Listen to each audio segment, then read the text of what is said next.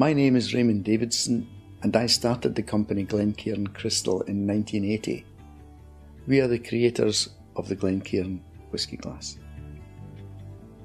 Almost 30 years ago, I realised there was a need for whisky to have its own glass. Wine, brandy, champagne, they all have their own distinctive glasses, and yet whisky, the world's most complex spirit, can be found served in anything from tumblers to Paris goblets. I wanted to create a glass that allowed consumers to appreciate the aromas and different characteristics of whisky, so I designed a glass based on the capita used by the master blenders. I based the bowl of the glass on the capita, but I opened up the mouth so that it was comfortable to drink from. I don't believe that a serious whisky drinker at a bar wants to have a stemmed glass, so I married the bowl to a more robust base. The Glencairn glass is designed to guide you to nose the whisky before you drink it, thereby enhancing the experience. Unfortunately, it was the early days of the company, and producing the glass would have been very costly, so the project had to be shelved. It lay gathering dust, or as we say, maturing, for 25 years until my eldest son Paul discovered it and took it to the master blenders.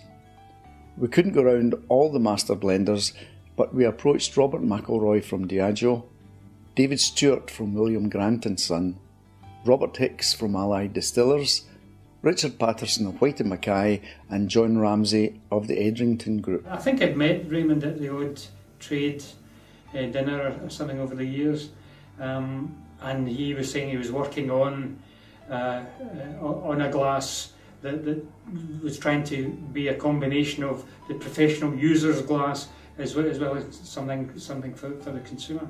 And he came along to our sample room in West Nile Street, showed us where he was with the development, and we had some discussions about how we might improve it even in what his initial prototype was. We went through the specification. We noticed originally it was quite small. It wasn't as bulbous as you see today, and that changed, and slowly but surely this is what the glass developed through our interpretation, the way it could be held, the way it could be nosed, and from that this wonderful glass was born. More than anything, it actually identifies Scotch whisky. When you think of the Glencairn glass, what do you think of? You don't think of wine, you think of Scotch whisky, and that's what makes it so special. Getting the consumer to think about Scotch whisky, not just blended whisky, but single malt whisky as well. We produced 1,500 handmade samples and launched the glass at Whisky Live London in 2001.